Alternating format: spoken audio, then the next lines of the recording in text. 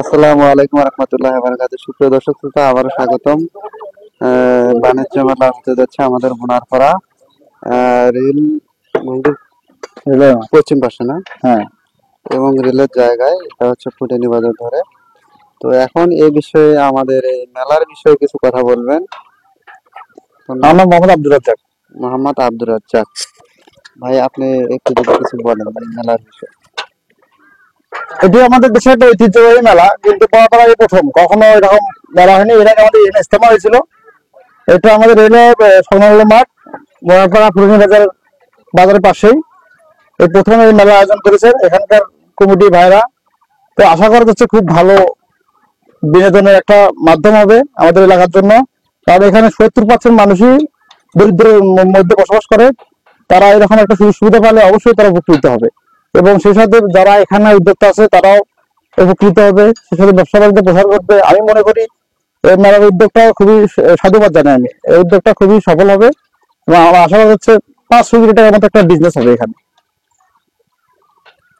আচ্ছা, আরেকটা বিষয় হলো, এখানে যে মেলা হচ্ছে এখানে আশেপাশে আমাদের পাশে একটা বিশাল গার্মেন্টস মার্কেট আছে আর কি। এখন এই ঈদের সময় তাদের বেচা কেনার সময় এটা, মানে এই সময় পাশে একটা মেলা হচ্ছে, এখন তাদের মতভেদটা কি হতে পারে? আসলে বিজনেসটা আসলে, তবে মানুষের সমাগমটা এখানে ভালো হবে, সেক্ষেত্রে তাদেরও সুযোগ সুবিধা আছে। মানুষ বুঝতে পারবে বোনাপাড়া একটা বাজার আছে, মার্কেট আছে, সেখানে বাইরে, এখানে তো শুধু আমাদের এলাকার মধ্যে বসবাস তারাই আসবে না, এখানে বাইরে থেকে দূর দূরান্ত থেকে লোকেরা আসবে, মেলাতে আসবে, পাশাপাশি তারা বোনাপাড়া সম্পর্কে জানবে। তা আমি মনে করি না তাদের কোনো ক্ষতি হবে। তারপরে বাকিটা আল্লাহর ইচ্ছা, যদি মানুষের সমাগম ভালো হয় ব্যবসা সবার ক্ষেত্রেই সুবিধাজনক হবে। আচ্ছা, আরেকটা বিষয় হলো, তাদেরকে যদি এই মেলায় তাদের একটা করে মনে করো স্টল দেওয়া হতো বা দোকান দেওয়া হতো, তা কেমন হতো?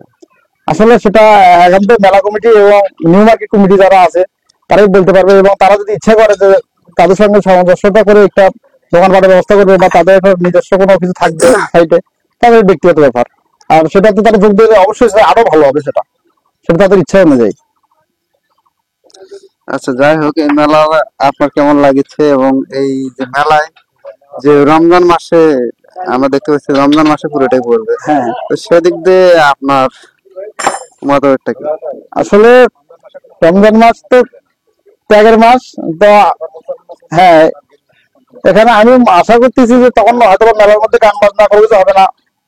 আর যেহেতু শিশু বাচ্চারা এখানে বিনোদনের দ্বারা, শিশু বাচ্চাদের জন্য বেশি সবকিছু আছে। আর 8 বছর হাবি জাবি কাপড় চাপড় হয়তো অনেক কিছুই থাকবে, সেক্ষেত্রে একটা উপযোগী একটা হবে যে কোনো বিভ্রান্তি সৃষ্টি হবে না। আমরা সবাই মুসলমান, এখানে 90% নাকি মুসলমান, এজন্য যাতে কোনো সমস্যা না হয় এই জন্য সেই ব্যবস্থা তারা গ্রহণ করবে। তো আমরা দেখতে পাচ্ছি পাশে দেখা যাচ্ছে, এটা কি কি বলে, নাগরদোলা না? হ্যাঁ, না, নাগরদোলা, এটা ডিজিটাল সিস্টেম। এটি হচ্ছে আপনার দ্বারা তৈরি এবং পুরোটাই প্রযুক্তির মাধ্যমে চলে। এবং এ বিষয়ে কথা বলবো আপনারা একজন আছেন। কথা বলেন ভাই। আচ্ছা, আপনাদের এই অত্যাধুনিক প্রযুক্তি নিয়ে আসছেন এখানে, তো এই প্রযুক্তি বিষয়ে আপনি একটু কিছু বলেন। যাই হোক, আমরা দেশ বিদেশে বাংলাদেশের 64 জেলায় আমরা এগুলো নিয়ে পোলাপানদের সবারই আনন্দ বিনোদন দেই, সবাই উৎসর্গ করি। আমরা যাই, এতে আমরাও অনেকটা খুশি হই বা এলাকার লোকজন অনেক খুশি হয়ে তৃপ্তি পায়। দেখা যায় যে এলাকার লোকজন কখনো বড় বড় পার্কে বা বড় বড় ইয়েতে যাইতে পারে না, কোনো স্পটে যাইতে পারে না, যাদের কারণে আমরা গ্রামে নিয়ে এসে অল্প টাকায়, দেখা যায় হয়তো সর্বমূল্যে 20 টাকা বা 30 টাকা টিকিটে এই জিনিসগুলো উপভোগ করতে পারে, আনন্দ পাইতে পারে, সপরিবারই নিয়ে আসা ভোগ করতে পারে। এর জন্য তারা সবাই আনন্দিত পায় বা আমরাও আনন্দিত হই। এটাই আমাদের কাম্য আর কি সবার কাছে। আচ্ছা, আপনাদের যে প্রযুক্তি, এখানে তো বিশাল ব্যয়বহুল খরচ হয়, এই বিষয়ে আপনার? ব্যয়বহুল খরচ হয়, এখন ঘটনা হলো এগুলো করতে গেলে তো খরচ স্বাভাবিক হবেই। আর এই যে দোকানপাট যারা আসবে, এলাকার লোকজন সবাই যদি সহযোগিতা করে বা সবাই যদি এটা ব্যাপারে একমত, যেমন নিয়ে মত বিনিময় করে সবার সঙ্গে সমালোচনা সংযুক্ত হয়ে এই কাজটা করা হয়েছে। এখন সবাই যদি সহযোগিতা করে, যদি ঠিকভাবে মেলাটা চলে, তাহলে হয়তো দেখা যায় পুঁজিটা তোলা সম্ভব হয়। আর না হলে অনেক সময় দেখা যায় পুঁজি লস হয়ে যায়, এই ব্যবসাতে লস হয়ে যায়।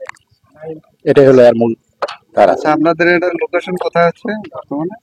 আমার এই মালের লোকেশন, হ্যাঁ, এটা ঢাকা মিরপুর 11 11.5 নম্বর। না না, এখানকার লোকেশন। এখানকার বোনারপাড়া রেলওয়ে স্টেশন সংলগ্ন। বোনারপাড়া আসলে এখানে আপনার হ্যাঁ, সবাই আসতে পারে। হ্যাঁ, হ্যাঁ।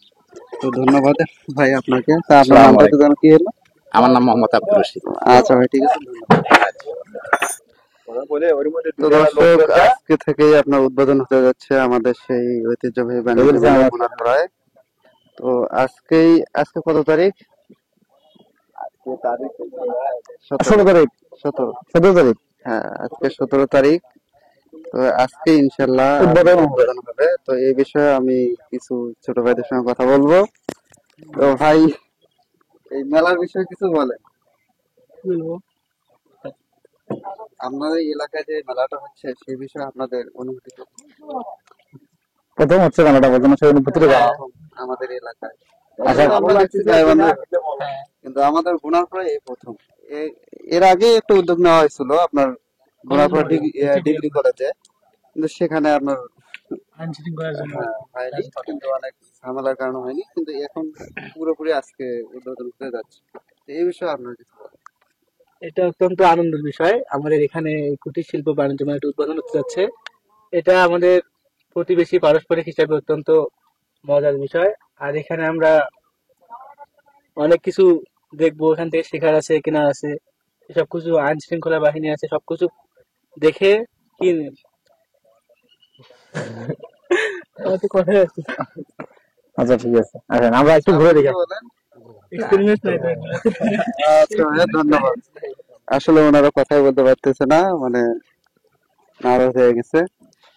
তো দর্শক, দেখতে পাচ্ছেন এই মেলার কার্যক্রম পুরোই শেষ পথে এখন, আজকে পুরোটাই। সাংস্কৃতিক হ্যাঁ, অনুষ্ঠানের আয়োজন করা হয়েছে এখানে। এবং আজকে উদ্বোধন এখানে উপলক্ষে, সাংস্কৃতিক অনুষ্ঠান এখানে অনুষ্ঠিত হবে।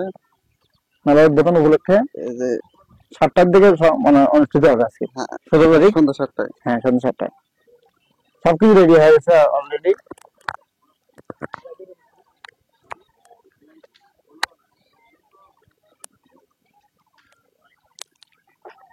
সমস্ত স্টলের ব্যবস্থা হয়ে গেছে, হয়তোবা আজকে মধ্যেই সবাই স্টলে উপস্থিত হবে এবং যে যে জিনিসপত্র আছে সবকিছু নিয়ে বসবে।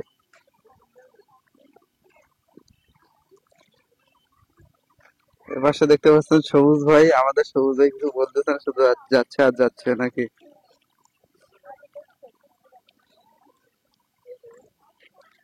এখানে কি বাস টাওয়ার? হ্যাঁ, এটা বাস টাওয়ার। এটি হচ্ছে মেলার সৌন্দর্যকে অনেক বাড়িয়ে দেয়। পুরানি আর বাজার, লাইটিং, হ্যাঁ। এখানে বাস টাওয়ার তৈরি করা হয়েছে। এখানে দেখার মতো সৌন্দর্য আছে। তো আপনারা সবাই আসবেন, আমন্ত্রিত, এসে দেখবেন এবং উপভোগ করবেন। এবং শিশুদের জন্য রয়েছে, বিনোদনের জন্য ট্রেন রয়েছে।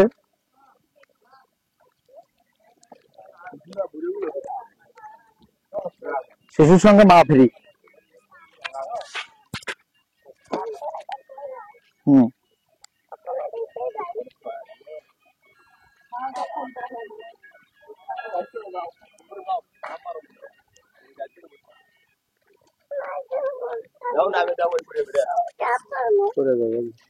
আচ্ছা রাজ্জাক ভাই, এটাকে আপনার কি বলা হয়, এই যে ট্রেন দেখতে এটা পাচ্ছি? হচ্ছে আপনার শিশুদের জন্য, এটা ড্রাগন ট্রেন। এখানে আমি সম্ভবত জানি যে 10টা চক্কর দেয়, এটা দিয়ে একটা রাউন্ড পূরণ করে।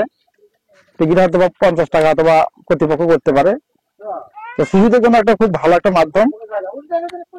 সে সাথে আমাদের এখানে এই যে যে রাতের বেলা করে পানিতে ঝর্ণা সিস্টেম করা হয়েছে, এখানে পানির ডান্স দেখা যাবে। এই পাশে আপনি ধরেন, এখানে আচ্ছা, সুন্দর একটা তৈরি করা হয়েছে।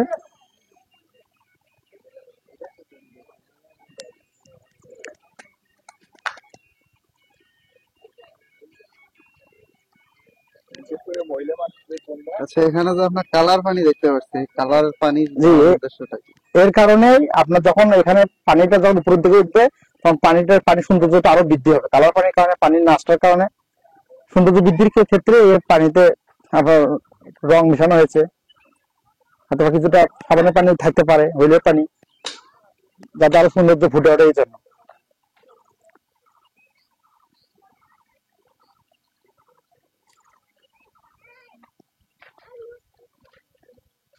অফিস দিছে এই পাশে, আচারের দোকান থেকে আসো।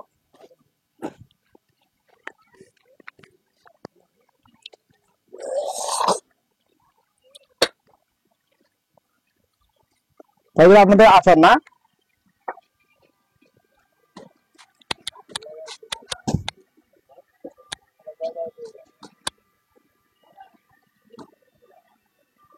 তা কতগুলো আইটেম আছে ভাই আপনাদের এখানে? হ্যাঁ, 20 আইটেমের উপরে ভাই। 30 আইটেমের উপরে আচার আছে। তো আমাদের এখানে ভাইয়ের এখানে প্রায় 30 আইটেমের উপরে আচার আছে। তো আপনারা চাইলে বিভিন্ন ধরনের আচার সংগ্রহ করতে পারেন এখান থেকে। হ্যাঁ কি এই তো আগে তো সারা জায়গাটা বস্তায় বসছিল।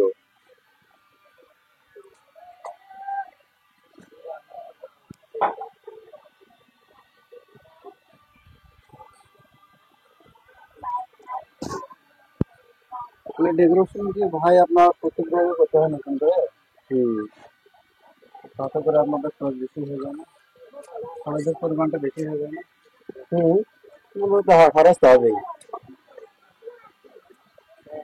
তারপর আমাদের এখানে আচারের স্টোর কয়টা আছে? আচারের স্টোর একটাই একটাই থাকবে না? আচার একটা হচ্ছে, আবার ড্রাই ফ্রুট চকলেট আইটেম। হ্যাঁ, আপনারা কি প্রত্যেক মেলায় দিয়ে থাকেন? বাংলাদেশের পুরো বাংলাদেশ ধরেন ঘোরাঘুরি হয় সম্পূর্ণ জায়গায়। হ্যাঁ সম্পূর্ণ জায়গায় এর আগে গায়ে বান্ধব যে বাণিজ্য না গায়ে বান্ধব যে আমরা আরেক